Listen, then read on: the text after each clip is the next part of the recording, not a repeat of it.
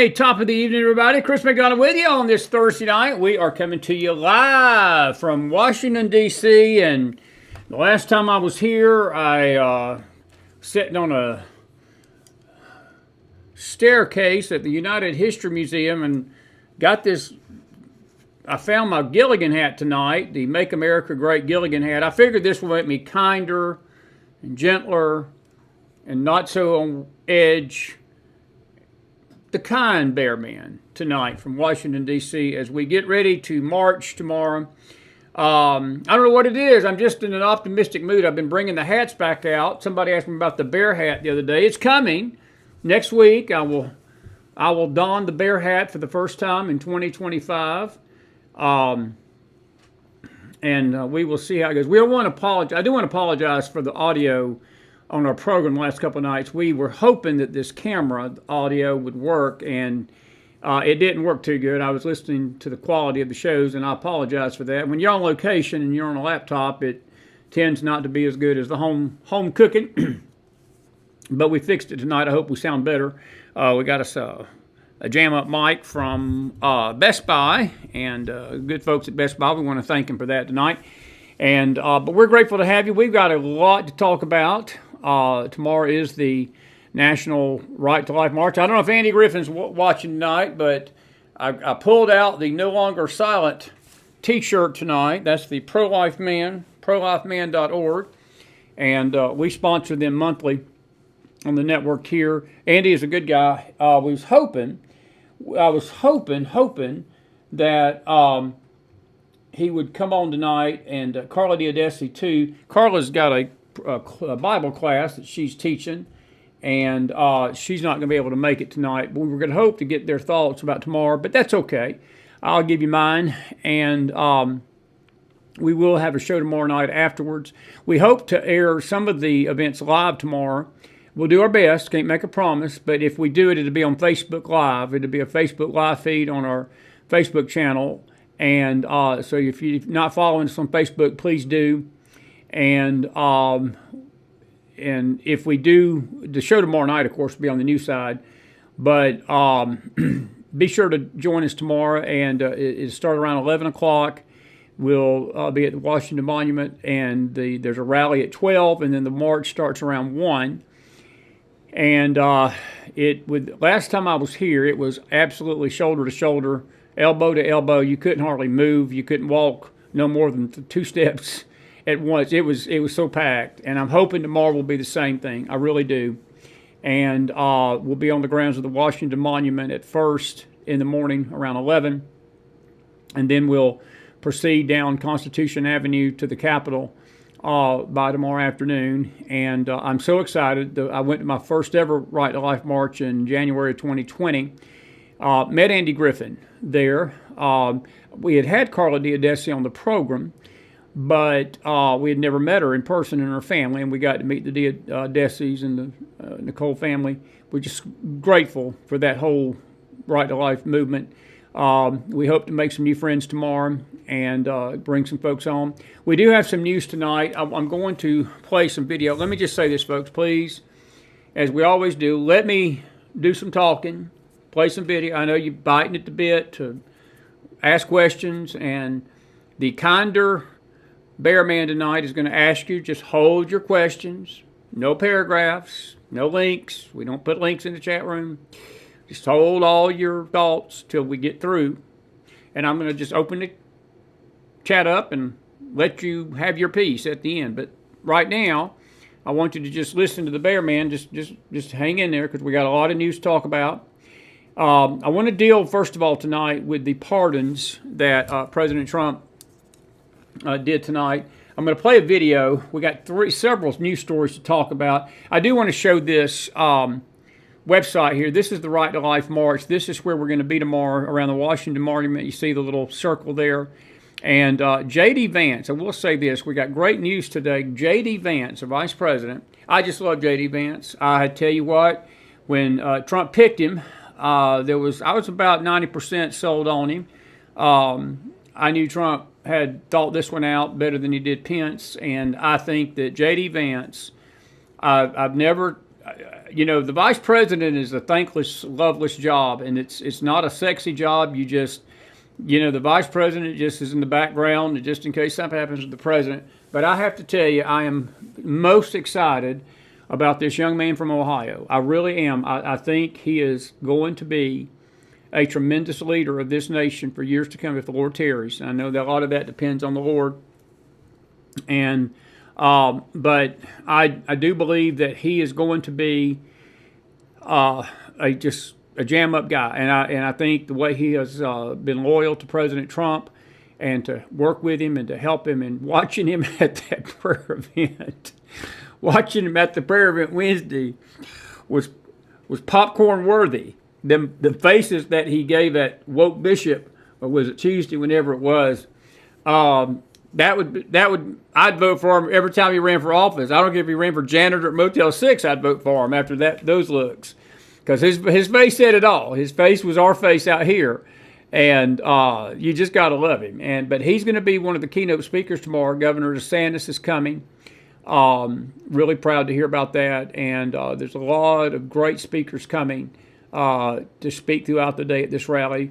When I was here in January 2020, President Trump made history as he became the first U.S. president to actually speak in person at the rally. And maybe that was why it was so packed that day, but he spoke for about 15, 20 minutes and became really the spearhead. And it was because of his choices of judges that in 2022 Roe v. Wade was taken down. But the fight for life did not end with that, and it doesn't end tonight. And tomorrow, it will be my first Right to Life march since that day. I never stepped foot in D.C. again after January the 6th of 2021. I've not been to D.C. We had a precious, precious visit. I hope Emily's out there tonight with the Courtney family today up in southern Pennsylvania, and it was so good to see them and those girls. And driving home through D.C. tonight, back to the room here, I could just feel, you can feel the change in the air. And I'm really excited about this tomorrow. And I want to just thank everybody before I get into what we're going to talk about tonight, for all those that have helped us with the trip. We're here because of you. We thank you. But we're marching not just for those folks that gave, but it's for the entire McFile family, the entire McFile audience tonight. We're going to be there representing you. And but we're there representing a voice that we're fighting for life. Rand Paul has got a video, and I want to play Rand Paul's video if you don't mind tonight. He is, I have a lot to say, and I may be rambling a little bit here, but I do want to play a video by Rand Paul real quick. I got a lot to say about Cecile Richards, but Rand Paul made a statement. He is announcing that he is going to push a bill starting tomorrow, I believe. Your screen's going to go black just for a second. I'm going to turn the volume on. He is going to push a bill like he's tried to before, but he had no help from the Democrats because the Democrats like killing babies. But he's going to defund Planned Parenthood.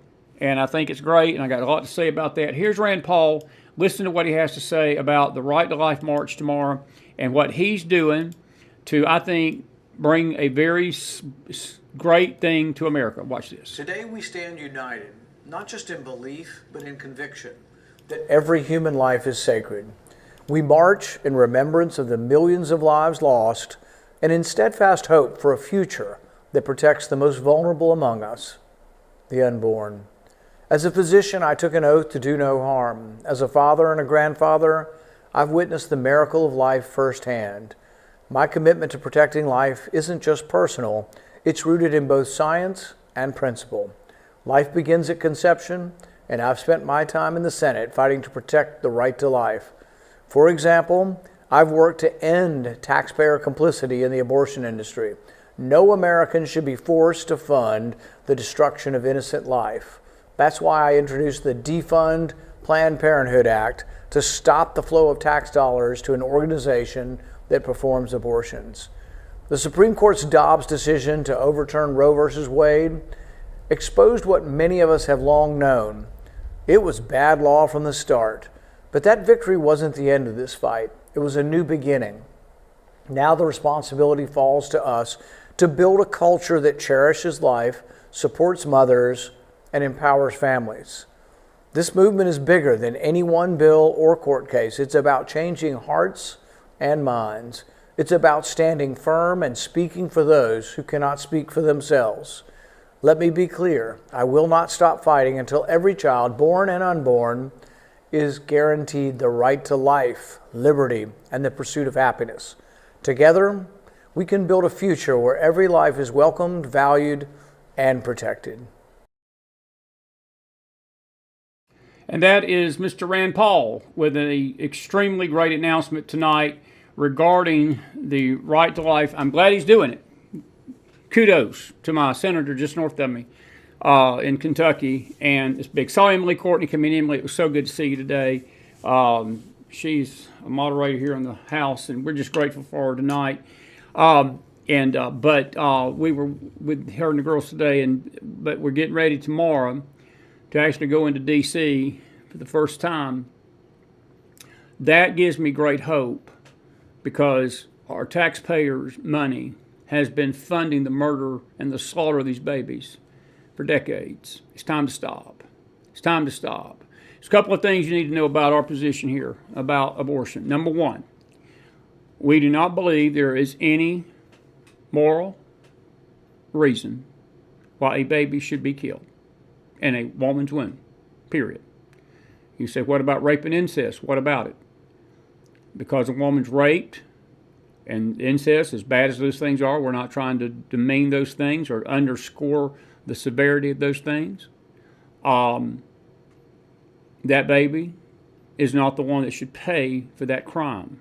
The one that should pay for the crime is the rapist.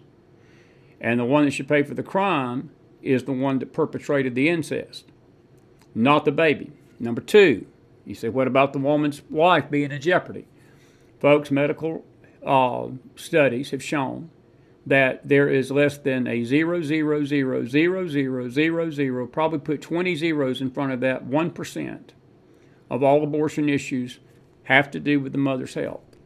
That is the biggest damnable lie that the pro-abortion, the Planned Parenthood death cult has always pushed upon the country, trying to convince the country that abortion is justified because it protects the woman's reproductive rights. That's Satan's lie. It don't protect anything. It protects an abortion mill. It protects godless politicians. It protects demonic doctors. It protects lobbyists. It protects Planned Parenthood's eBay specials. And you say, what is Planned Parenthood's eBay specials? Well, Planned Parenthood's eBay specials is they take these babies, they chop their arms off, they chop their legs off, they chop their insides out, and they auction them off on eBay for money. I think it was O'Keefe that did an investigation of that. I remember when we first ever started doing this podcast, show, network, whatever you call it now, one of the first things that happened in 2016, we reported on that undercover video that surfaced when the Planned Parenthood people were admitting that they were making a joke about it. And one lady was saying maybe we can get a Cadillac for a baby's arms, or maybe we can get a house on the ocean front for a baby's legs. So, yeah, the Planned Parenthood eBay special is about to stop. That's who abortion benefits. There's a satanic ritual that a cauldron of hell, it feeds into this spiritual bell that is over this country. Israel, when she was backslidden from God, got involved in child sacrifice. The heathen around her did that. They would put these babies on this idol of Baal and Asheroth, and they would Chemosh, and this figure had arms, and they would lay the baby on the arms of this idol, put a fire underneath him, and the fire would rise up underneath the baby. And the baby would scream in agony and torment, this infant. And they would literally play drums and play tom-toms to drown out the sound of the infant's screams. There was so much blood, according to Josephus and historians that have recorded these events, that the blood of the babies would quench the fires underneath, and they would just restoke the fires, put more babies on this idol. Israel lost her way with God. She herself did that. It was one of the reasons why she went into captivity back in 586 BC, and the Assyrians invaded the northern kingdom in 722 BC. And Israel paid a high price for this child slaughter, and it was ungodly, and she reaped a bitter wind. We're about to reap a bitter harvest in this nation if we don't stop doing what we're doing. Rope number 3. Life does not begin a month after conception. Life begins at conception. When that baby's heart starts beating, the way I look at it, that baby's alive. The baby's not a fetal tissue. It's not a blob. It's not a political choice. It's not whether you're pro-choice or pro-life. God, let me tell you something. I want these pro-choice people to stand in front of God one day and try to defend this political position that we have a right. A woman had a right to choose to murder her baby, and we had to fund this, and we had to endorse this politically, and we had to endorse these things. Please explain that to the Creator one day. I'll let you go right ahead and do that. No, I'm going to tell you right now, folks, there's this, and I think it frustrates me deeply with the Republicans when I hear this argument back and forth about, well, when do we protect life? Neighbor, we should be protecting life from the second that heartbeat starts beating. And there's several states, including mine in Tennessee, and I want to salute my governor tonight. He had a lot to do with this, that have got heartbeat bills in place to where that baby's life is considered a viable life at conception. When that baby's heart starts beating, that baby is live. If it's killed, it's murder. If it's killed, it's murder. It's protected. It's protected. Number 4, the way I look at it, if an abortion doctor, if we can put somebody in jail for 20 years for killing a bald eagle, I think we should put somebody in jail for life for killing a baby. I think that if we're going to put somebody in jail for, going out and stepping on a snail dart, it's an endangered species, and we're going to throw them in jail for 5 years for doing something like that. I've just got a old South Georgia boy, and I would say that a baby's life is far more valuable than a snail dart. The Project Pink people got all upset with Michael Vick here about 12, 13, 14 years ago, and he, of course, what he did wasn't right with the pit bulls, him and his brother, and Michael Vick spent a year in prison, basically for doing nothing but just, it was a hideous thing what he did, and I'm not saying it wasn't wrong that he went to prison for it, but it's amazing how this country reacted over the blood of dogs, and we've never reacted that way over the blood of babies. I've got something to say about this woke bishop that screamed and screamed and screamed and screamed for mercy on Tuesday for illegals and transgender activists that basically parade their ungodly demonic wares in front of your kindergartners and your first graders and your second graders. And God help us if we try to stop that from happening. And God help us if we get the illegals out that are raping and murdering and basically killing our country off. And God forbid that we uphold the laws of our Constitution. God forbid that we don't let the illegals come in, and they are aliens, by the way. Trump passed one of his orders today. They're no longer newcomers, as the Joe Biden administration called them. They're aliens again, as they should be. And it's not that they're not welcome here, folks. If you want to come here legally, you want to come here the right way, you want to come in here and assemble to our country, you want to come in here and not rape, murder, and maim and pillage, we're all good with that. You're not coming here to destroy our country. You're not here for us to push aside our own people for your sake. And that's what's been going on for 4 decades. It's going to stop. But this is the thing about the bishop. She was screaming Tuesday about the mercy that we need to show them. I never heard her one time talk about the mercy that we need to show these babies. We've not shown any mercy. We have delved into a baby-killing cult in this country. We have delved into a baby-killing cult machine in this nation. 72 million babies since 1972. The Roe v. Wade, 70 million, 80 million. I think Nicole said it's closer to 80 million probably. Worldwide, it's probably more than that. But our number here in America is roughly between 63 and 70.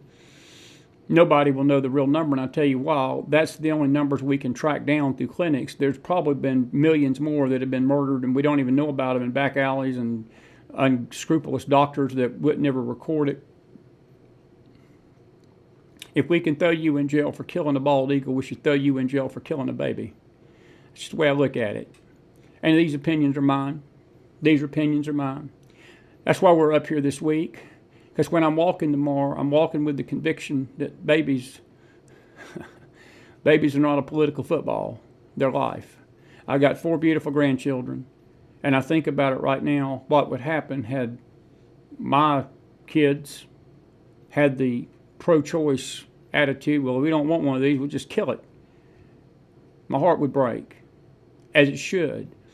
Any society that allows such debauchery, folks, any society that allows such butchery and barbarianism, any society that allows such does not deserve to be a society.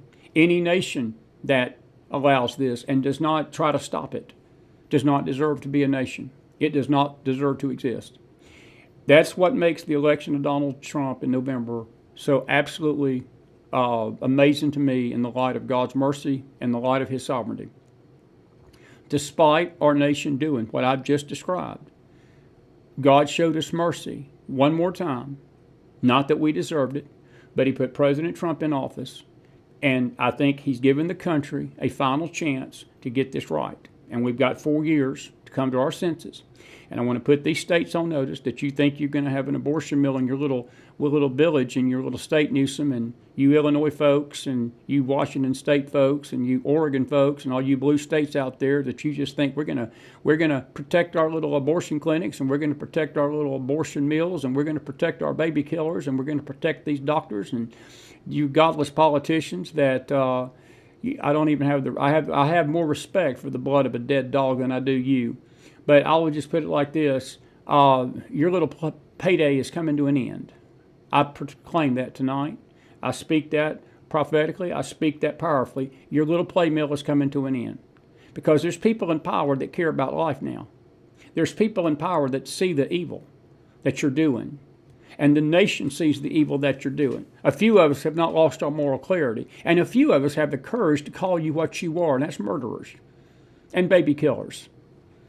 And when I'm walking tomorrow, I am walking in protest of you. And I'm walking in protest of anyone that slaughters and murders a baby for any reason. We don't believe on this network that there's any justifiable cause for abortion, period. It was one of the things I disagreed with President Trump on during the primaries. Ron DeSantis at least tried to protect the babies at 3 months. Trump said it was too strict. I think Trump sort of come back a little bit more to DeSantis' view. They're both wrong. It's not about 3 months, neighbor. We should be protecting the baby from the heartbeat time, period. And I'm going to tell the Republicans this. We do have a chance to fix this. Don't make it a political football. It's not a political issue. It's a spiritual issue. Now, Joe Biden took this fight to the extreme to where people that were praying in front of abortion clinics were arrested and put in jail. I've got a little clip here. I want to show you this tonight. This is 4 of them right here. I want you to look at these ladies. This is not all of them. Carla and me were talking about this tonight a little bit, and we were hoping to get one of these ladies on the show, but we're working on it. But these are 4. This is from the next channel. These are the faces of the elderly. All these women are in their 70s, folks, that were imprisoned by the Biden-Harris administration for, you know what they were in prison for? Praying. They call it pro-life activism. Their names are Joan Andrews Bell, Jean Marshall, Heather Adani, and Paulette Harlow. They all spent time in jail. Their crime? Believing unborn children deserve to live. And President Trump tonight pardoned all of them. There was 23 of them. These ladies did nothing. They were not obstructing. And let me just say this about the media. Let me tell you how the media has framed this. This is what the media is calling them tonight. They called these pardons of people that, quote unquote, blockaded abortion clinics. They did not say that these people were peaceably praying outside of abortion clinics. They claimed that these people were blockading it. They were doing no such thing. That's how the media lies. But President Trump put an end to this tonight. Let me see if I can get that too. I got to put my glasses on because I can't see without them. But he pardons. He pardoned the pro-lifers here, and I think this is the video here where he's doing that. Give me 1 second. And let's see here. This is it. If it's not this, we'll play the other one. This is today in the White House as it relates to this. We got a lot to say about it. A set of pardons for peaceful pro-life protesters who were prosecuted by the Biden administration for exercising their First Amendment rights. Do you know how many? I believe it's 23, sir. 23 people were prosecuted. They should not have been prosecuted. Many of them are elderly people. They should not have been prosecuted. This is a great honor to sign this.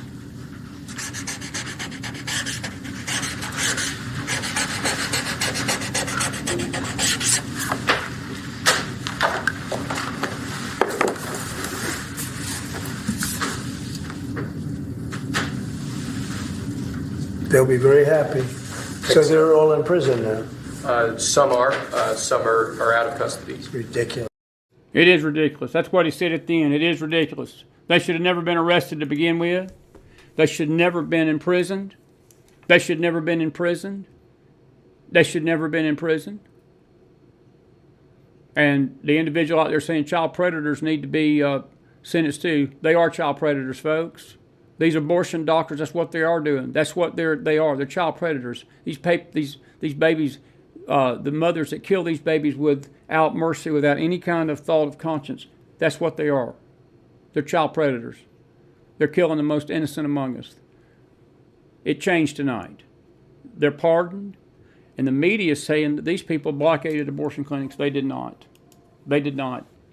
They did not do that. Way to go, President Trump. We got more. And we got to read a couple of articles tonight. This is, let's see here. What is this? We just mentioned this. I played the video, but this is the statement. Ahead of the 2025 March for Life tomorrow, I introduced the Defund Planned Parenthood Act. Life begins at conception, and I've spent my time in the Senate fighting to protect the right to life. Thank you, Dr. Paul.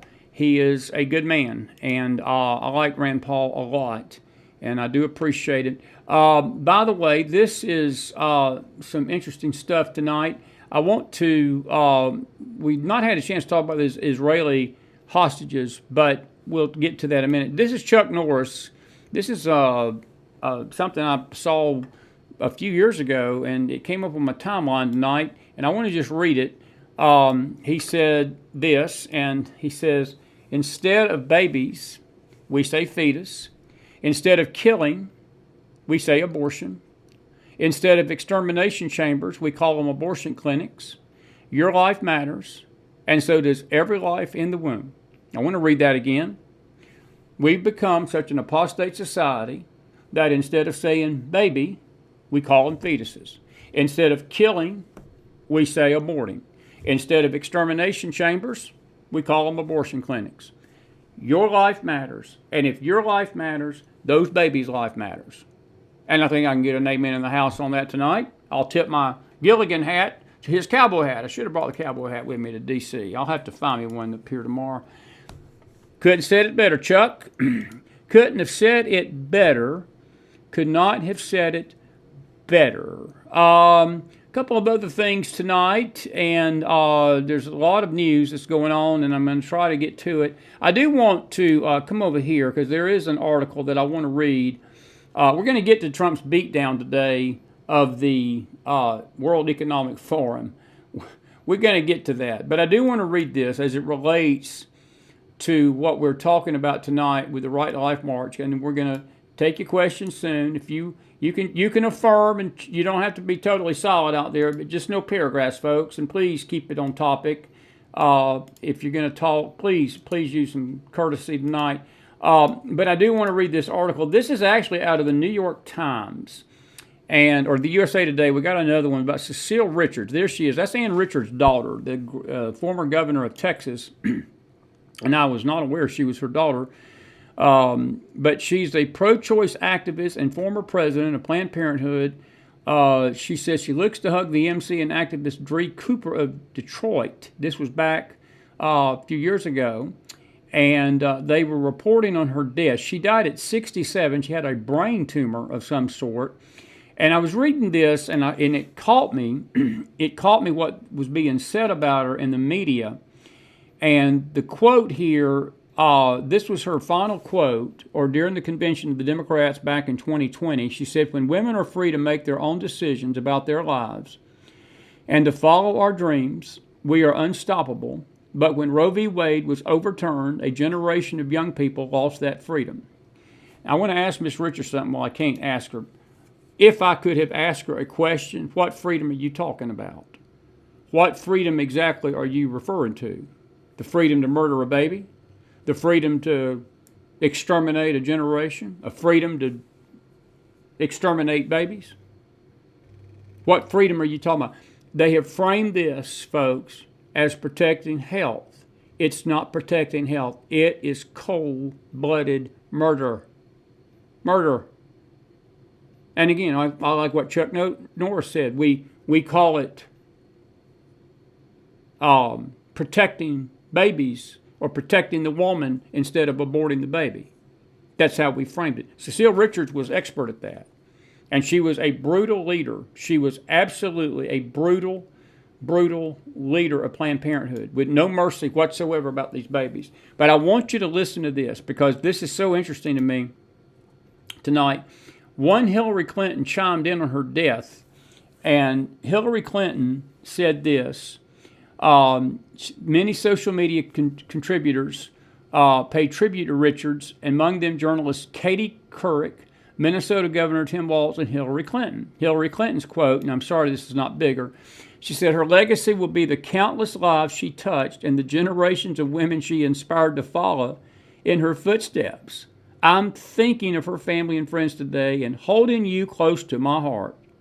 Former President Barack Obama praised Richards' dedication to women's rights. Quote, "She never wavered in her commitment to ensuring that women had access to the reproductive health care." There it is right there, folks. Obama's using that term, to the reproductive health care. That's the byword for abortion. That's the byword for baby killing. That's the lie of the abortion industry. They believe that the way they're framing this, that the women are such in jeopardy and the baby's inconvenient, and Barack is the one that basically made this statement, the hideous statement. I think it was in the 2008 convention, right before he got elected. He said that if one of his daughters got pregnant, that it would not be good for them to be burdened down with a baby they didn't want to have. So that's why he supported abortion. He was the most pro-abortion senator in Illinois. This country knew that. That was hidden from some. But most people on the right, most people that saw the danger of Barack Obama, I had people, I wasn't even into this like I am tonight, folks, back then, but I remember in 2006, a dear friend of mine sending me a message, and it was an email, and they said, "Look at this," and they warned me in 2006. They said, "This guy could be your next president," and I didn't believe them. I didn't believe them. And they said, "Listen to what this man's saying." And this was about the time that him and Clinton went at it in the primary. And Obama beat her in the primary, and the rest is history. And he became a two-term president of this country and started the destruction of this nation, or basically tried to push this left-wing lunacy that has finally been stopped by Trump with the election of Trump. But he was the one that said that if his daughters got pregnant, that he didn't want them burdened down with a baby. It's like somebody not wanting to be burdened down with a cat or burdened down with an animal. You know, that's how America views this stuff tonight. So he's telling everybody that she was a great protector of women's rights. Let me correct that statement, Barack. No, she was a protector of baby killers. She was a protector of aborting and abortion. She was a protector of the babies. Not a protector of the babies, I should say, but the baby killers. Let me keep reading that article because it gets worse. He says, quote, "And her leadership at Planned Parenthood led to the inclusion of important health care provisions in the Affordable Care Act." Many of you don't probably remember this. Some of you do. Bart Stupak, there was Obamacare did not pass by a lot in the Senate. The idiot Democrat senator from Chicago, he went to Obama and he said, I'm not going to vote for this, because he claimed he was a Christian. He said, I'm not going to vote for the Obamacare Act because it's got provisions in it that the government is going to force companies to pay for abortions for their health care employees. Well, Obama snookered him. And he said, no, we'll take that out. We're not going to have that in there. That's false information. That's just the right-wing conspiracy people telling you that. We're really not going to force companies to do it. And that's exactly what Obamacare forced companies to do. And Bart Stupak and others were stupid enough to put their name on that bill and put their name on Obamacare. And thanks to Mr. Paul Ryan and John McCain, who I pray is in a cozy, warm place tonight, and I shouldn't say it like that, probably it's not the best way to say that. Let's just say that John McCain did a lot to harm this country in the name of being a Republican. And people like them, they secured this bill that allowed for the provision of babies to be murdered and paid for by the government and by companies forced to pay their employees' insurance. All right, so he was praising her. Planned Parenthood described Richardson as the embodiment of care no matter what. As the reproductive freedom movement navigates uncharted territory, we know Cecile would tell us that the best way to honor her memory is to suit up in pink, link arms, and fight like hell for the health and rights of all people, the organization continued. Let me tell you this tonight, folks. The fight has not stopped. Did you hear that statement? This was just 3 days ago. She died on Inauguration Day, by the way, of a brain tumor. 67 years old. I'm 60. That's just 7 years older than me. I'm not taking glee in that tonight. But it's prophetic. It's prophetic. But did you hear that statement that they said? That it's time for them to link up, link arms, and fight like hell for the rights to kill babies. Let me ask you folks out there. I'm going to say what Andy Griffin says all the time. Where's our fight? Where's the fight for the babies on our side? What are we doing for the babies? What are pastors doing to speak up in their pulpits for the babies? Where are the black pastors at tonight telling their black parishioners that it's wrong to kill your baby? It's wrong. It's sinful. It's an abomination. It's baby murder. Where are the evangelists? Where are these prophets at? They sure have a lot of energy to run those sores about everything else and some stupid, idiotic stuff, trying to figure out if Melania Trump has got too dark of eyelashes. She's sending some signal with her hand, or Eric Trump is sending some signal with his fingers. And all these idiots out there that they spend all their time worrying about this stuff like that. But where in the blank are they decrying the killing of America's babies? Nowhere. If you're going to run your mouth, at least run it on something productive. If you're going to act the fool and play the fool and act foolish and say stuff that kindergartners could look at and roll their eyes at, and their eyes roll back in their heads at some of the stuff you prophetic voices are saying, stop being a bunch of buffoons and at least speak up for something, please. It would help us all. They ain't got time for that. No, they're too busy predicting dead horses and who's going to get in front of the camera the most and get the most views and get the most money, predicting Queen Elizabeth's going to rise from the dead, or Joe Biden's going to find some miraculous plant next week and survive and come back as the Antichrist, or Trump's the Antichrist, or some kind of weird crap like that you see out there all over the place tonight. Can we not use our platforms? Can we not use our voices to speak on something that matters? And folks, this matters. That side is not going to give up their fight. My question to us tonight is, are we? And I want to say what my buddy Andy Griffin has said many times. I ask him many times, why did you start Pro-Life Man? Why do you do what you do? Andy don't get a lot of money. He don't get a lot of support for what he does. I know he don't. But he does everything he can to put this in front. That's why I'm proudly wearing his shirt tomorrow. That's why I'm proudly wearing his shirt tomorrow. He says, Chris, he said, I don't want to stand before God and God asked me what you do to help protect the babies. And I look at him and say, I did nothing. I did nothing. I did nothing. I did nothing. And Chris McDonald ain't going to stand before him and say I did nothing either. Because we're going to do everything we can. We've done everything we humanly can on this network to fight for these babies, to support these movements as we can, to put Carla Nicole on these programs, put Andy Griffin on these programs, to put others. Bevelyn Williams, we had Bevelyn on our show back in 2019. She was one of the ones, the 23 released tonight. They arrested her, a black lady, for simply standing across the street and praying with a Bible, not blockading the entrances, but praying for those women that were going into that clinic, and the police came over and arrested her, and she's been in jail for almost 2 years now. And she was one of the ones released tonight. We've done everything. I've got a clean conscience about this network and what we've done. But I do know we can do more. And we're planning on it. And I guess that is why the Lord released me to come up here this year. I felt such a huge constraining of the Spirit this year. And I'm here by myself, honestly, because I hate Carla and Andy won't be able to be at the march tomorrow, and it sort of feels weird because I was really depending on them. But I know the Lord's got some new friends for us down there tomorrow that we're going to meet. But we wouldn't not be here and miss this for the world, because that's why we're here tonight. Now, all right.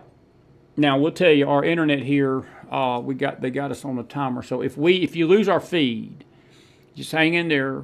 We'll reboot the internet and we'll come back and be back with you here shortly. So if we lose you, just don't go nowhere. We'll be right back. Can you say amen, somebody? Can you say amen, somebody? Laurie says statistics say more women die from botched abortions, 68,000 annually, than from health issues related to being pregnant. I'll agree with that. I totally agree with that. And the accolades they give them are definitely sickening, Jenny. They sure are. They certainly are. They really are. Cedric, it's funny. You say she killed more people than Hitler. I'm not so sure about that, but I tell you what, she and Margaret Sanger they had great blood on their hands. They had so much blood on their hands, it is not funny. And this is the cover. I do want to show you this, and I had it here. This is the cover of the New York Times that they had, and I thought I saved that. And I may show it to you tomorrow night. But, here it is. Here it is. I want you to look at this. This is how the left honored this butcher. This is the New York Times. And I want you to look at the headline there closely, what they say. This is the epitome of calling evil good and good evil. I'll just put her over my face. Cecile Richards, a dynamic leader of Planned Parenthood, dies at 67. They did a whole spread on her. She was a dynamic leader. Let me give a little heads up to the New York Times. She was a dynamic killer. She was a dynamic killer. There's another article in one of these left-wing mags, these left-wing rag mags, that are pointing out that people like myself and these right-wing nuts, they called us, are celebrating Cecile Richards' death. I want to make it clear to you tonight, folks, I'm not celebrating her death. My heart chills about her death. And I'm just going to go ahead and be a little spiritual here for a few minutes tonight. I pray that somewhere in the dark, one night as she was laying on the bed, that maybe all these babies' faces flashed before her face. I'm praying that somewhere in the wee hours of the morning, her conscience kicked in. I'm praying that somewhere that Cecile Richards found the side of a bed, found an altar somewhere, found a priest, found a pastor, found somebody of faith, went to him and said, I've done a great evil in the sight of God. I pray the woman repented. I don't know if she did or not. I will tell you two things that I do know. If she did repent and truly repented, God forgave her. And she's in heaven tonight. That's the way heaven works, with grace. And thank God it does. Because we were all murderers and fornicators and drunks and thieves and killers and hateful individuals and ugly, ugly people before we came to Christ. That's what grace is about. But let me make no mistake and beat no bones about it. If she didn't do it, there is no worse hell than what she's facing tonight for what she's done to these babies. And I'm telling you that with no glee about that. And I don't want to see any glee about that in the chat room. I was watching some of the comments this week. Heaven does not rejoice over the death of the wicked. It does not rejoice over the death of the wicked, and neither should we. We should be heartbroken over it. But I will tell the world this tonight, and you can call me whatever you want to call, and that's all right. It's cool with me. If she didn't find that place, her name will rot under heaven. Just like Margaret Sanger's name will rot under heaven. Oh, the world will applaud her. She'll be called every wonderful name in the book and given all these accolades. But it ain't the world's view of us that matters. It's God's view. And God sees the bloodletting that she did. All right, now I got to sort of move on here. We're right at 49 minutes. So I've got about 15, 20 minutes, and I got a lot more to talk about. Here is an article. Did you hear about the beatdown today? Another thing I want to talk about, among several things today. Trump's been a busy man. Day 4 has brought, I tell you what, you got to love our president. You just got to love our president. And got to love J.D. Vance. But Trump let it all hang out today at the World Economic Forum. He basically told these scumbags to their face that your time is up. And we here in America, we're about to kick your carcasses to the curb, and you ain't going to push this crap on us no more that you did during the Obama-Biden years. And there is right there. He confronted the Bank of America CEO. I don't know how many of you had Bank of America bank accounts, but they were targeting conservatives, taking money out, closing accounts out, doing some ungodly things. Well, Trump basically called him on the carpet to their face. You got to love it. He didn't mess around with them. And here's the story out of Breitbart. He slammed Bank of America CEO Brian Moynihan while speaking to him virtually Thursday at the World Economic Forum in Switzerland over claims his company had debanked conservatives. Here's the clip. I'm going to turn the volume on. This is Trump. This is vintage Trump. And by the way, speaking of you, and you've done a fantastic job, but I hope you start opening your bank to conservatives, because many conservatives complain that the banks are not allowing them to do business within the bank, and that included a place called Bank of America. They don't take conservative business. And I don't know if the regulators mandated that because of Biden or what, but you and Jamie and everybody, I hope you're going to open your banks to conservatives, because what you're doing is wrong. What you're doing is wrong. Don't you just love somebody that's got some moral clarity to them? I just love that. God, that's a breath of fresh air. What you're doing is wrong. What you're doing is wrong. And I tell you what, if they keep doing it, Trump will deal with it.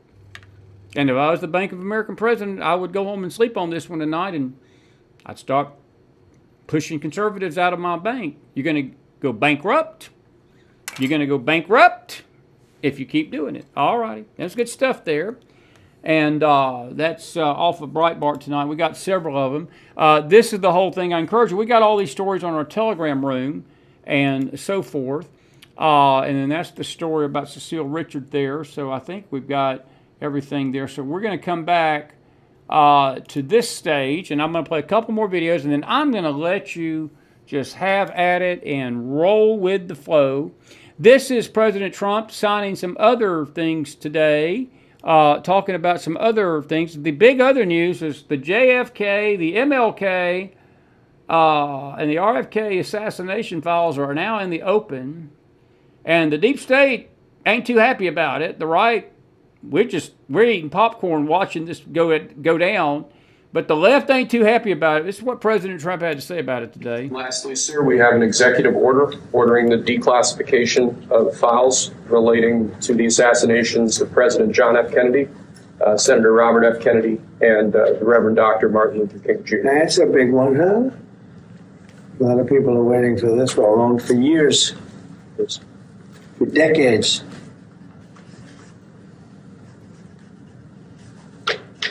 And everything will be revealed. Okay? Give that to RFK. Yes, sir.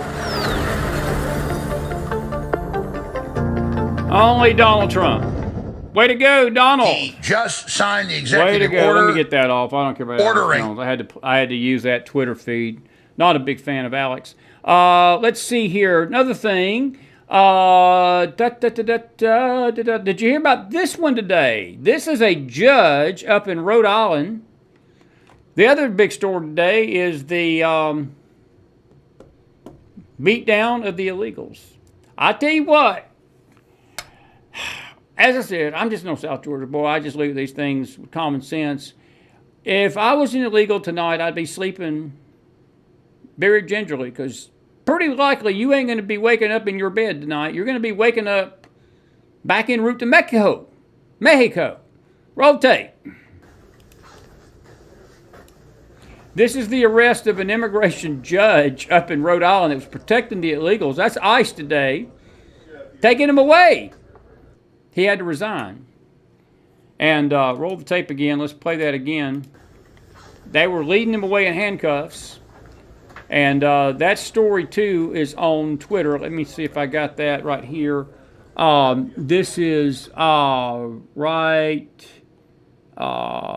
here. Well, I thought I had it. Maybe I did not.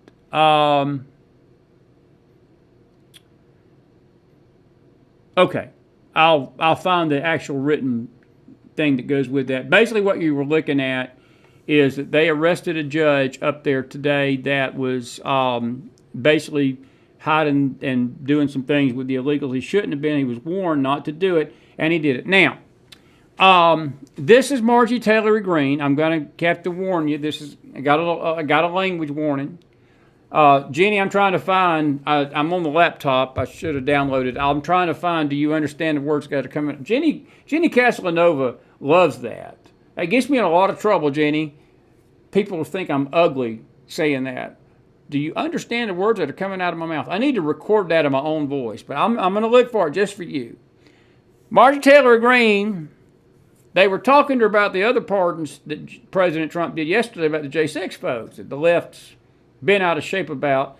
And I'm just going to warn you when we play the video. I'll show you what she said, and then I'll play the video. We're going to tell you more about this Rhode Island judge maybe tomorrow night, because there's more to that story that's developing.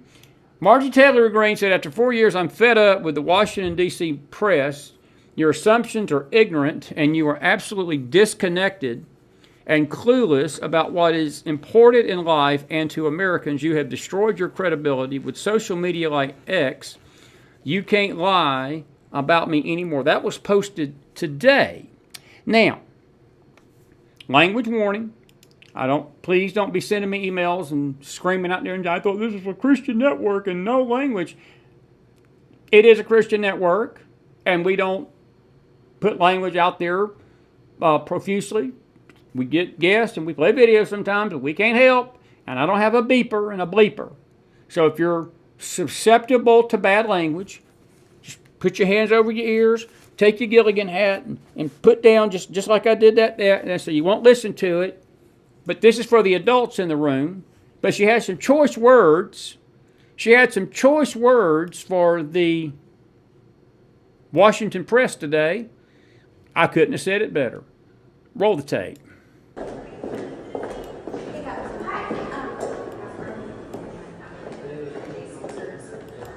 Come to the Capitol or do any tours or any meetings here?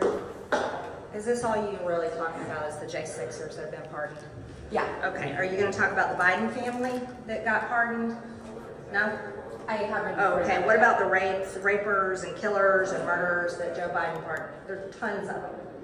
Is that a focus at all? Well, I'm asking about J6. I know that's what you're asking. I know that's what you're asking about, and that's. I'm not doing this. This insane place up here, and all of y'all's obsession with January 6th is absurd. Everybody outside of here is sick and fucking tired of it. I'm serious. And so Joe Biden pardons all these murderers and rapists and disgusting people, and then everybody up here has got their panties in a wad because J6ers got pardoned.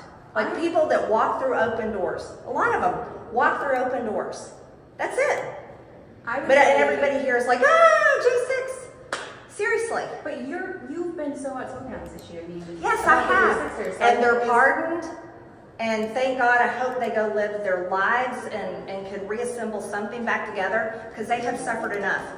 Go do a story on all the Antifa BLM people that never served time. Over 95% of them, seriously. Think about that. And go do a story on these cities that BLM burned to the ground and they never built back. They raised all that money on ActBlue and they never built those communities back. You don't think it's a fair question to ask you because you've been so outspoken. I am. It is nauseating. I've seen all the Democrat-run networks ad nauseum about January 6th, and they just can't get over themselves. But they don't give a shit about real Americans. The speaker just created a select committee. That's Marjorie Taylor Greene. It's not like Republicans aren't talking about this. No, but it was your question. Are you gonna have J6ers come in? Are you gonna give them tours? Like I'm so sick of you people and all this crap. I really am. The reason why I asked that is because other people have said that, and so I assumed you would be one of those people that would also be having tours, just because I know you're close to some of the people. Because you're assuming. You know, the problem is you people never gave me a fair shot to begin with, and you all these assumptions and all these headlines and all these lies. So you came in asking me, why don't you do a story on what people care about? People care about the border, the economy, energy. They're sick and tired of the foreign wars. They're tired of the hypocrisy up here, and they hate the media right now. We do hate the media. You guys have created a situation where you're not trusted, and people are sick of y'all, and it's sad. I'm serious, it's sad. Well, so no, I'm not answering this question because I'm not. Good for her. Good for her. That's just stupid, dumb foolery. There's a new one. There's another one. I forgot I'd done that one. I forgot about that one. I was holding my breath. I thought I'd said something else on that one. Uh-oh. That's just stupid, dumb foolery. That's just stupid, dumb foolery. That's reporter, not Marjorie Taylor Greene. Jeannie, you like that one? Is that one good for you? I hope that one. I hope that one worked for you. Let me see. I hope I don't. Please forgive me if this is a bad one. I made several of them. I think this is the one. Because a lie is just a... that's not it. It's the other one here. They do lie. That was a good one. I think this is it, Jenny. This is just for you, Jenny. Do you understand the words that are coming out of my mouth? There we go. There we go. There we go. There we go. I got to find the elementary My Dear Watson one, though. I do like the elementary. It's elementary, My Dear Watson. That is pretty good, though, the dumb foolery, you know. That's just stupid, dumb foolery. Stupid, dumb foolery. Stupid, dumb foolery. Stupid, dumb foolery. Are you good tonight? I think we can handle that. Look, folks, I know Marjorie Taylor Greene was a little upset. I feel her frustration. I feel her frustration. I really do. And, you know, I feel her frustration. These reporters were trying to sabotage and blindside her with the J6 stuff, and she hit back exactly. That's what she said is mild compared to what I would have told that girl. I would have let it all hang out too. And she's right. The media ain't talking about the pardons of the rapists and the murderers and the Biden crime family and the J6 committee and Fauci. By the way, speaking of Fauci, did you hear today that Vladimir Putin has basically put him on notice that Russia's trying to extradite him back to Russia to stand charged for crimes of the COVID virus? I can tell Mr. Fauci there ain't going to be no preemptive pardons from Vladimir Putin. Isn't that peachy?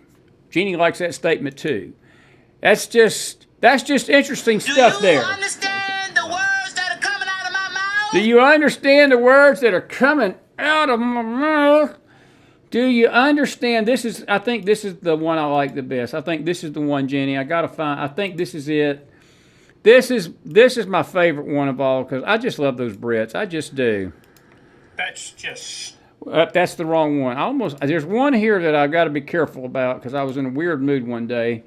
And let me see here. Hang on just a second. Let me see if this one's it. We got to find the one. Let's see here. Is this it? That's Jingle Bells. I'm sorry. I'm in a weird mood tonight. I'm just in a weird mood tonight. A good mood. Let's see here. This is it. I think this is it right here. Please, come on. Let's see here. What's wrong now? All right. That's what I thought.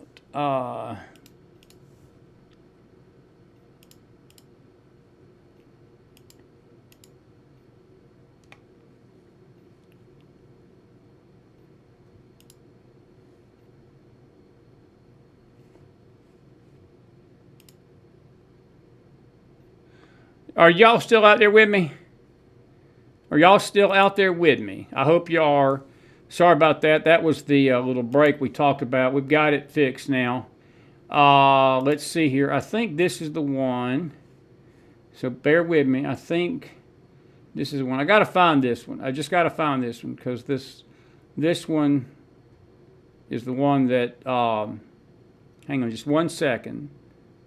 It's the 3-second one, which is that one right there. Give me 1 second. There we go. I think this is the one for you, Jenny. This is the one for you, and this is the one I like the best. Here we go. Let's see here. Elementary, my dear Watson. Elementary, my dear Watson. I got 3 of them now. I got 3 of them. Couple of more things, and I'm going to let y'all roll and tell me what you want to talk about tonight. Let's see here. By the way, speaking of New York Times, I want you to look at this. And if you don't believe this is an evil country, folks, this is Mike Davis today. The New York Times, when peddling abortions, they call it fetus. The New York Times, when peddling illegal immigration, it's an unborn child. That's 2 headlines.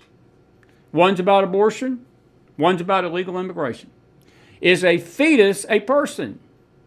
An anti-abortion strategy says yes. It is a person, you morons. But an undocumented woman asks, will my unborn child be a citizen? And they're trying to make Trump feel guilty about these pregnant women. By the way, the judge out in Seattle tonight struck down the birthright citizenship issue that Trump is trying to stop. So when the New York Times is peddling this stuff, they try to make the country feel guilty about all these pregnant women that come across, get pregnant, have babies, and, oh my God, that makes me a citizen. But when the abortion issue is being discussed, that's what they call it. They don't call it a child then. They call it an abortion. What do I have to say about that? That's just stupid, dumb foolery. It's just stupid, dumb foolery tonight. And so, Jenny, I hope you're happy. I'm back. I'm back. I'm back. I'm back. I'm back. Anyway.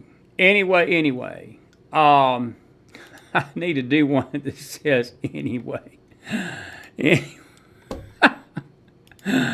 I'm almost done. Here's the story about Fauci. Vladimir Putin is reportedly seeking to have Anthony Fauci extradited to Russia. Wouldn't that just be peachy? Jenny Castellanova, she likes that word, peachy. To face COVID-era crimes against humanity charges.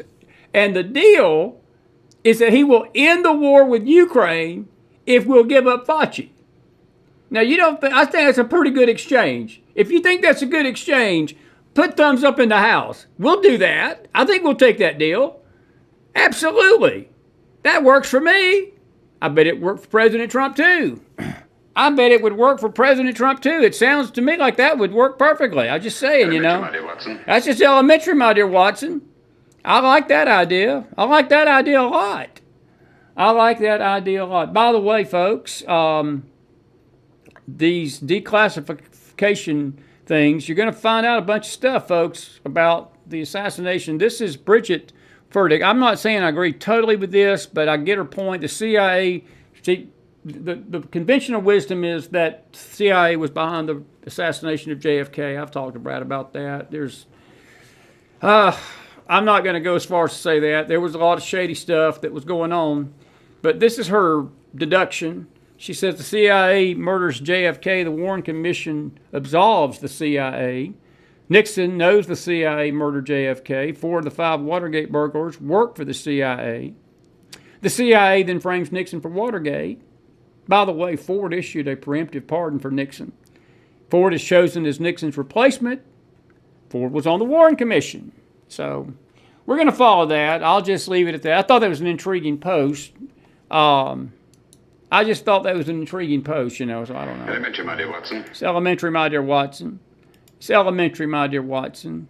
A couple of more things. I do want to wish the President and Mrs. Melania Trump a very happy 20th anniversary. They celebrated this, I think, yesterday, day before.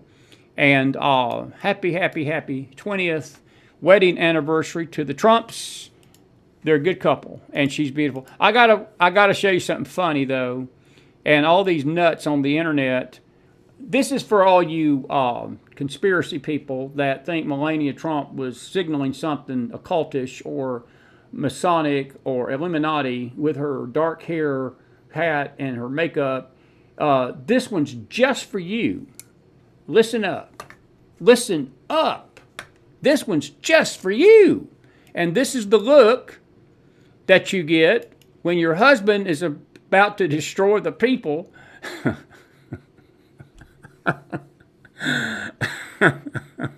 Good.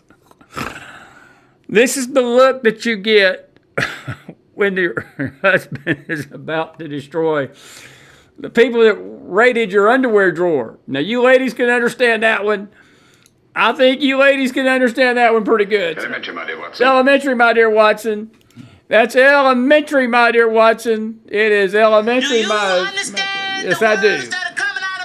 I do understand the words that are coming out of my mouth tonight. Man, I'm having some fun.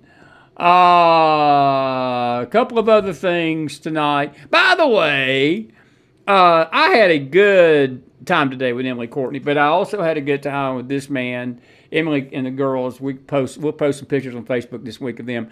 But this guy, we had dinner Wednesday night, and that's Brad Johnson. And I always look at his expression because he's a CIA guy. And I say, you're the hardware. Akers is the software. Brad was an operations guy. Akers was an analyst. And he thought that was funny. So whenever you're with a CIA killer, and I mean that with all due respect to Brad, he served his country well. When he's smiling at you, you're good. I was a little worried about that picture right there. But I said, you got to smile better. So he did. But we had a good time with him, and he was great. He was great. Elementary, my dear Watson. Elementary, my dear Watson. Elementary, my dear Watson.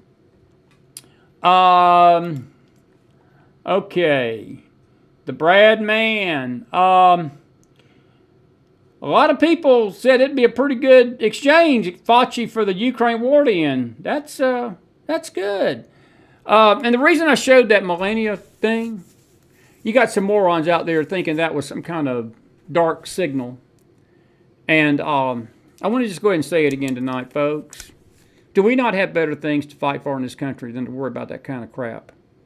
Where's Marjorie Taylor Greene when I need her? I need James R. sitting here to let him tell you what he would say about that. I don't want to use the language James R. uses and Marjorie Taylor Greene on my network tonight, but I feel like it sometimes.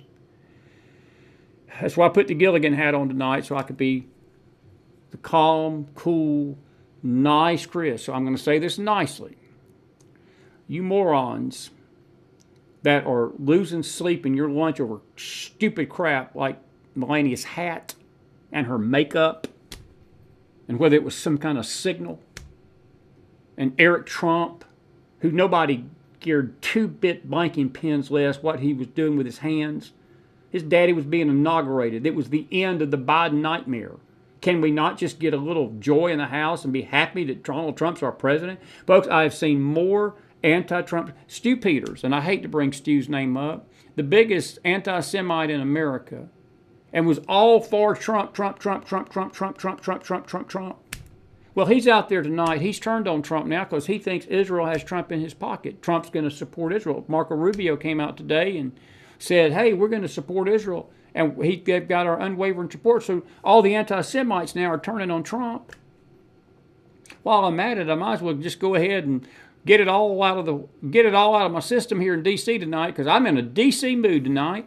All you prophetic voices that are so spiritual, and you can't even post a sympathy thing in a year and a half for the hostage takeover and the hostages being taken in Israel and Israel suffering the worst terrorist attack in her history. You can't even put some sympathy out there for her, and don't mention her once, but you've got all this spiritual insight to all of this. You got all this spiritual insight to things.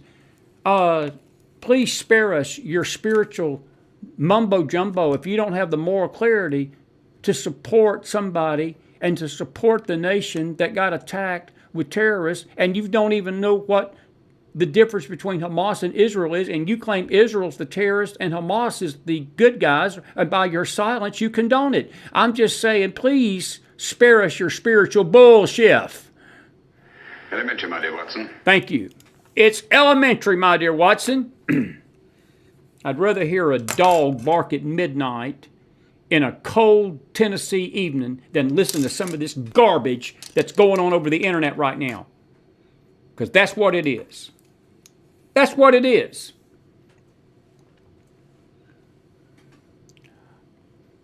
I'll amen myself. I'll amen myself. This is one of those posts. Somebody posted this today. I'm not joking. And they made some kind of big deal about how she looked at the inauguration and how she looked in 2017. And they were trying to draw conclusions that there was some kind of dark message that was being transmitted by Melania. Good Lord. Morons. Do you understand the words that are coming out of my mouth? I hope you do. I hope you do. I hope you catch my drift. I hope you catch my drift. I hope you catch my drift. Couple more things and I'm going to be done. I should bring this to a close tonight, let you talk.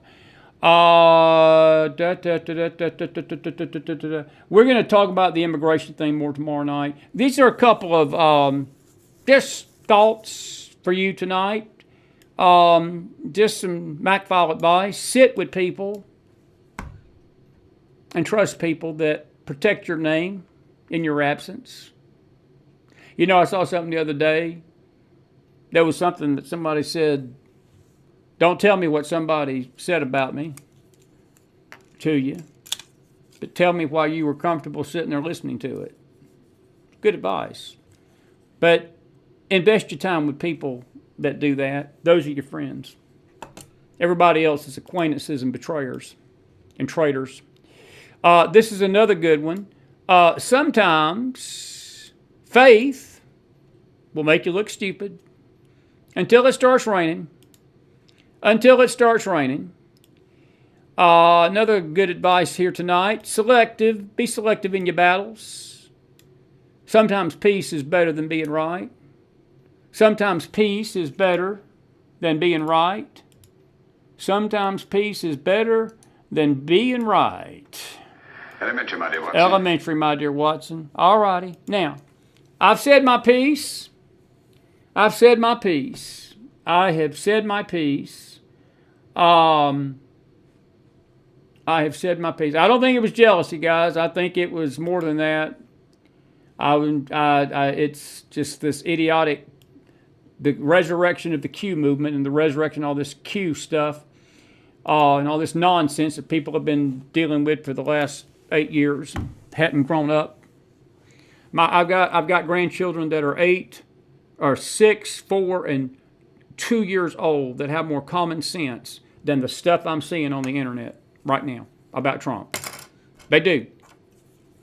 They got more. I'd rather sit there and listen to my 6-year-old, my 4-year-old, and my 2-year-old, 1.5-year-old, and I can comprehend what they're telling me and understand them, that they're making more sense than these people out there that claim all this crazy nutcase stuff.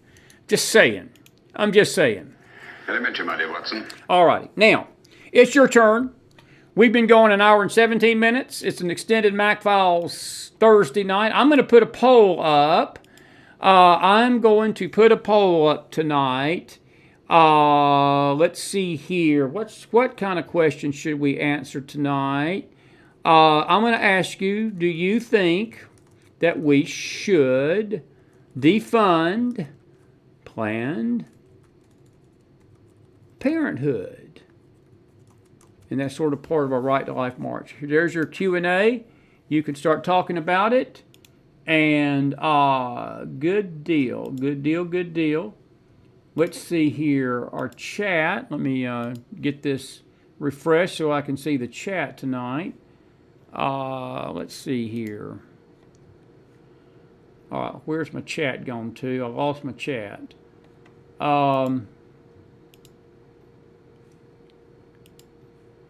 Let's see here. Let me see if y'all will come back up here. Give me 1 minute here. I hope they have. There we go. There's the poll. Mary says, I heard the mayor of D.C. is still holding some J6 prisoners. Have you heard the same? I have, Mary. I have, and we'll talk about that more tomorrow night. We're going to deal with J6 a little more tomorrow night and the illegal alien situation. Tonight's about the Right to Life March tomorrow. We'll talk about the Right to Life March tomorrow, too. The attorneys need to step in, Mary, ASAP. Somebody needs to do something about that. And I'll tell you what, if the U.S. Marshal Service, people are saying it's the U.S. Marshal Service's fault. I don't think so. I think these D.C. people and these bureaucrats are just trying to do an F.U. to Trump and slow it down. By the way, John Ratcliffe tonight was confirmed as the CIA director. We'll ask that question. We'll ask that one tomorrow night. How do you like the confirmation so far? We'll deal with that. Anyway, you've got the poll up there and the thing. Do you think we should defund Planned Parenthood? You've got a poll up there you can chime in on. You've got a poll that you can chime in on there. Let's see. If you've got a question tonight, time to ask it.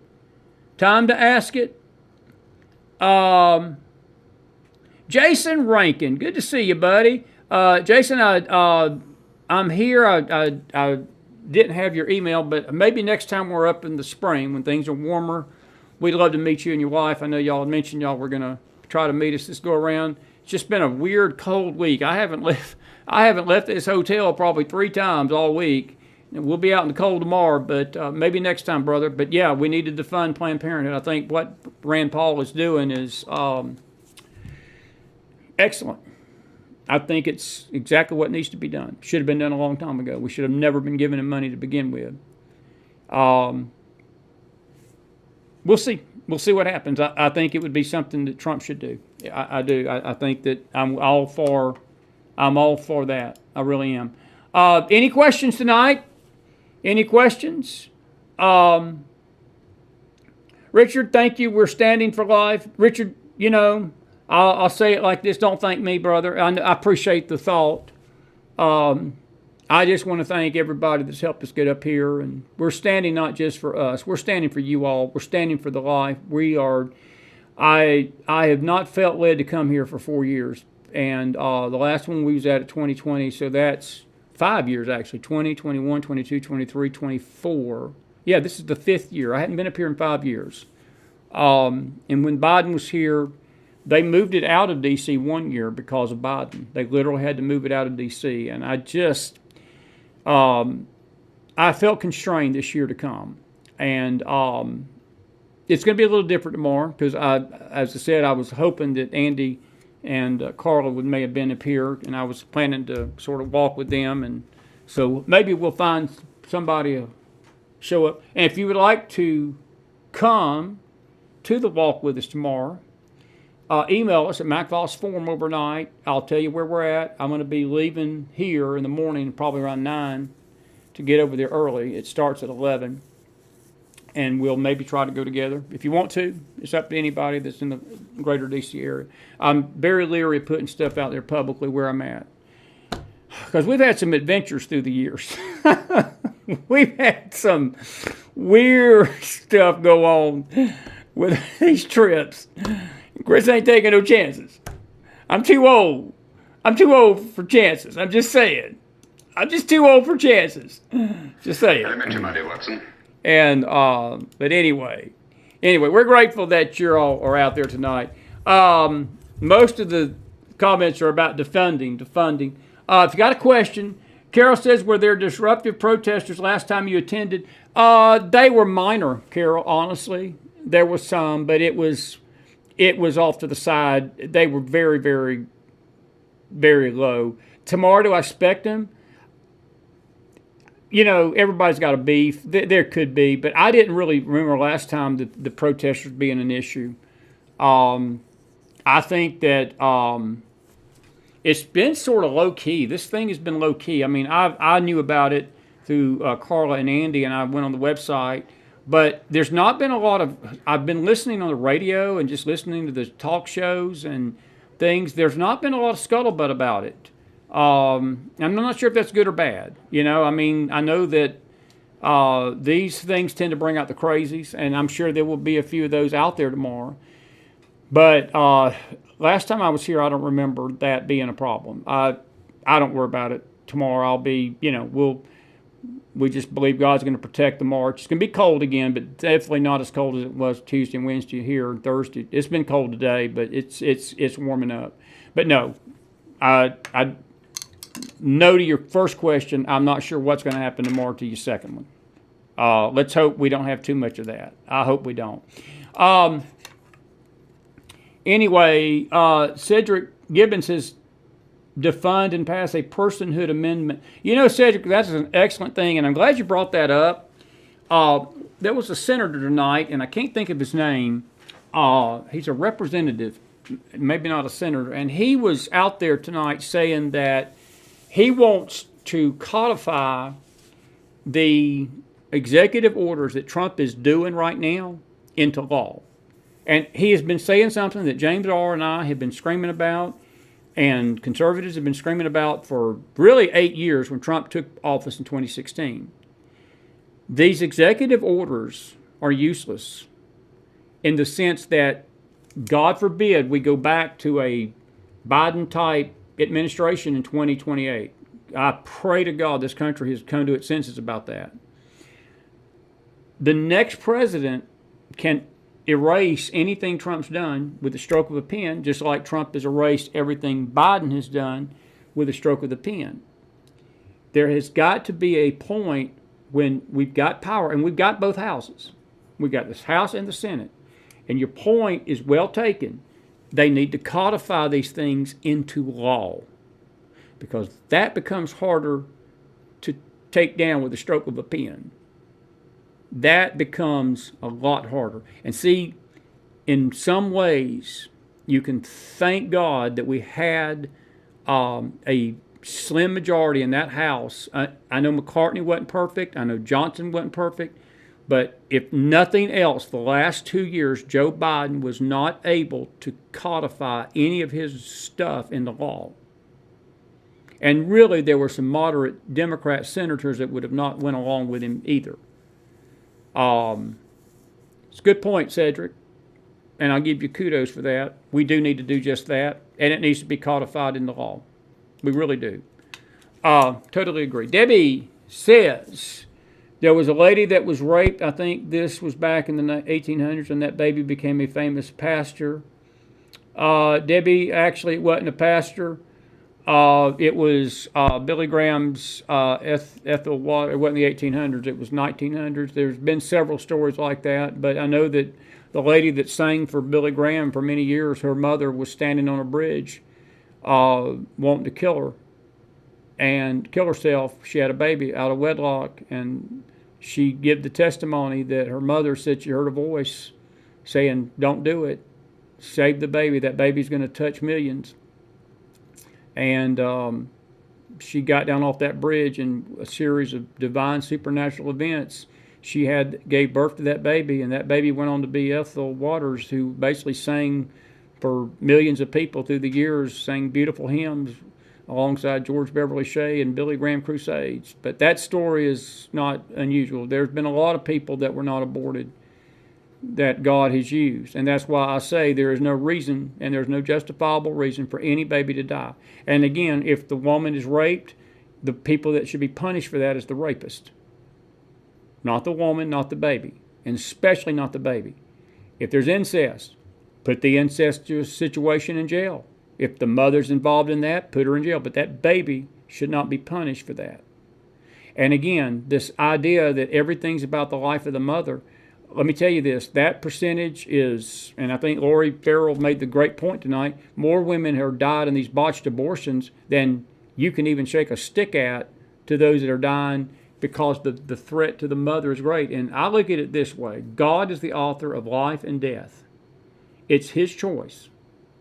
And when a doctor steps in or a politician steps in and tries to interfere with what God's control is and what he controls, then we become God instead of who we are, which is a pile of dirt and man. And it's wrong. It's wrong. I'll amen myself on that one. I'll amen myself. Yeah, Susan, I know I'm using godly wisdom because if you only knew some of the stuff over 7 years, Susan, you've been listening to us a few years, but we've had some adventures. I'll just put it like this. I've learned some lessons the hard way, and ain't nobody knows where I'm at tonight except my wife and a few other folks, and those folks are people that I know ain't going to say nothing. I'm just saying. Elementary, my dear Watson. That's elementary, my dear Watson. Anybody on Facebook got a question tonight? Let's come over here to our Facebook audience. Let's see here. Chris says, I don't know how these people who see Illuminati or satanic symbols look at themselves in the mirror because they could eventually accuse themselves of doing it. Well, Chris, that's my point, and you said it last night. I mean, it's gotten to the point you got to cut your hand off because everything you do is Illuminati or Satanist, and we got people scared of the shadow. And I want to ask these people, do you not think God is more powerful than that? Do we not think that God is caught off guard by this satanic and Illuminati stuff? And even if, Chris, Melania Trump and Eric Trump were doing those things, do we not understand that God was fully aware of that when he gave us mercy in November when Trump got elected? Because you've got people out there that are claiming that Trump's the Antichrist. And I'm not just talking about, Chris is called the Antichrist all the time. People have accused me of being the Antichrist, but they're saying that with their tongue in cheek like that. No, but they're literally out there preaching and putting videos out with Bible verses they think proves that Trump is the Antichrist of Daniel 7, 8, 9, 10, 11, and 12. And 2 Thessalonians 3 and Revelation 13, 12 and 13. So this stuff is just insane. And I want to say this tonight. These same people will not ever show up tomorrow to march for a baby. They won't. They will sit behind a computer, and I'm going to say something pretty ugly here. They are nothing but keyboard Nazis. They are a bunch of keyboard people that can throw trash and throw shade, keyboard slanderers, keyboard traitors. They are the worst of the worst. They are the generation of vipers that Christ talks about. They will sit there and judge everybody behind the keyboard. They will not lift one finger to help a soul, to help the poor, to help the babies. They won't travel anywhere. You're talking about coming to Washington, D.C. to March for Life. That's below them. But they've got all this time to throw shade and to throw all these accusations out against people when they will not lift a finger to help anybody. That's hypocrisy. And I could say something else, but this is a family show. This is a family show tonight. Do you understand the words that are coming out of my mouth? That was an appropriate time for that. Elementary, my dear Watson. It's a good point, Chris. It's a good point. My thoughts on birthright citizenship ending. I believe it's for the best, Corey. If that judge, that appealing is going to be appealed. I do not believe and this is my take on that, Corey. If we were dealing with a fair playing field with this, if there was not a concerted effort to bring these illegals in and do that for the sake of illegal invasion, I probably would feel a slight bit of compassion about it. I think that the American people, most of the polling that's been done on this, I would say 6 out of every 10 Americans do not believe that a woman, if she gives birth to a baby, should be granted citizenship based upon that birth. And that baby, if the parents are illegal, that baby should not be considered a citizen in this country. That's my opinion. I know that's harsh. I think if we were dealing with fair players, because see, a lot of these people come over here for that very purpose. And they do it with the attitude, well, if we have a baby, then we can stay. And they never get citizenship. They never go through the process. And that child, look, there's been studies that some of these babies grow up and they've wound up in the gangs. They've wound up in the Black Lives Matter. And I meant to mention that what Marjorie Taylor Greene said while I'm at it. She told the reporter the $1 million question, none of these Black Lives Matters, none of these Antifas, none of these cartels that have burned cities to the ground and killed people, they've never been held to an account. They've never been even put before a judge in day one. And these Dems are freaking out about these J6ers. They got to find something to freak out about. I'm going to say tonight again what I said the other night. They better pace themselves. This is only day 4. This is only day 4. Trump's got 3 years, 361 days to go. So if I'm the Dems, I would pretty much pace your meltdown because you got a long way to go, man. You just got a long way to go. But I do not like it. And look, this judge striking it down tonight, he didn't do it for no other reason politics. He has no merit to why he did it. It's just all we're going to stop Trump. I have faith in President Trump that he's doing the right thing. And I believe that he's doing the right thing. We have got to get these illegals out of here. All of them. All of them. And I'm sorry, it's just, you come in here illegal, you have already eliminated all level of moral standing with me. If you've come in here illegally and you know you're illegal, you've got no rights in this country. I'm sorry. And Corey, I'll leave it like this. If you or any woman went to another country and gave birth to a baby in that country, I've got money on the table. You wouldn't be able to stay. And that baby wouldn't be able to stay either. They'd probably send you back. And maybe you may not come back. We're the only nation that allows that crap to go on. We're the only nation that allows it. And it's got to stop. I know it's harsh. I know it seems harsh. But for the sake and the safety and the future of this nation, it's got to be done.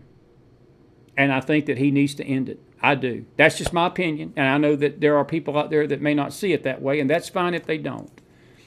That's fine if they don't. But I do believe that it's thing. And Pinky, you need to go find some other people to defraud. Lori Farrell says, my thought on anchor babies, unless you enter this country legally, your baby by default entered it illegally too. Lori, that is well said. That is well said. That is my point. That is my point. If that mother and daddy entered the country illegally, then anything they do here is null and void to me. It is null and void. And see, the whole argument by the left is, well, these are such fine people, and they're just trying to establish a life for themselves. That is the biggest crock of crap. Because, see, if they were really trying to establish a life for themselves, they'd fix their own country. They would try to fix their own country. And some of these countries, I know, are not like America. If you really want to get a life for you and your family, come here and do it right. See, their motive itself is criminal. It's evil. And I hear this argument, see, the bishop, well, we need to have mercy on him. And she invoked the name of God and invoked Jesus into this. I got to ask y'all a question. Maybe it should be a poll question one night. How do you think Jesus would handle these illegals? Do you think Jesus would tell these illegals to stay in the country illegally? I can answer that question for you pretty surely tonight. He would not. He would not. He would not. Heaven's got walls. There is certain requirements that you have to fill to get into heaven. So, and even in the New Jerusalem, and my Bible students are here tonight, Revelation 21 and 22, there's a wall that's going to be around the New Jerusalem, and there are certain classes of people that it literally says are not going to enter into that city. So I want this bunch to keep invoking God's name and stand before Him one day and say, well, Lord, I just thought you would have allowed this.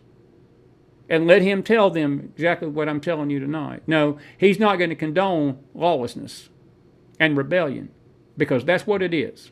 Pure and simple. Pure and simple. And Laura, your point is absolutely on point right. If the mother and daddy are illegal, as far as I'm concerned, that baby's illegal too. Now I know, again, the far loon bomb wing of the church and the far left loon bombs that try to run this country, they don't see it like that. And then they make us conservatives look like a bunch of monsters. We all just a bunch of inconsiderate, and y'all don't care about these babies. It's the same argument, Lori, that the pro-choice people make about the babies. They claim that we conservatives are harsh, trying to protect the life of the baby, and claiming that we don't care about the mother. Isn't it amazing how that argument is reversed? When it comes to the illegals, the argument is we don't care about the babies. You conservatives don't care about those babies, those birthright babies. All y'all care about is whether the mother and dad is here illegal or not. It's amazing how evil twists truth, isn't it? And I read you the article out of the New York Times. It's amazing how when it's the life of an unborn child, it's a fetus. But if it's an anchor baby or if it's a birthright baby, it's a child. That's what you see evil being called good and good being called evil. We call that apostasy. We call that apostate nations. We call it apostate nations. We call it apostate nations. Jenny, it is part to guarantee a voting block. It goes beyond that, though, because the Republicans are in on it, too. And they're in on it for the labor. Jason Miller says, go back to your country and sin no more. I'll agree with that. Good to see you, buddy. I wish you was up here, man. We would have McJustice on the streets tomorrow. We'd have McJustice on the streets. Good to see you, buddy. Always a pleasure, man. Good to see everybody. All right, we've been going an hour and 40 minutes. It's right at 11 o'clock. Did you enjoy the show tonight? We didn't get to everything we wanted to get to, but we've covered it all. We've got a lot to talk about, folks. Look, there's some things about Israel we've not really covered. We're going to get back to Israel next week. We've got a show about Israel. We're going to talk about the Right Life March tomorrow night. I will see you tomorrow. Prayerfully, hopefully, we'll have the phone charged up enough that we can cover the whole thing throughout the day. We're going to be leaving early in the morning. No Bible study tomorrow. And we'll do, if we do any live feeds, it'll be on Facebook. We may be able to do something on X. There's something called a space that we might be able to do with the phone. But definitely on Facebook. If you're our Facebook audience tonight, we will try our best to live feed the march tomorrow, and you can watch us. We won't be able to do it on YouTube with the phone.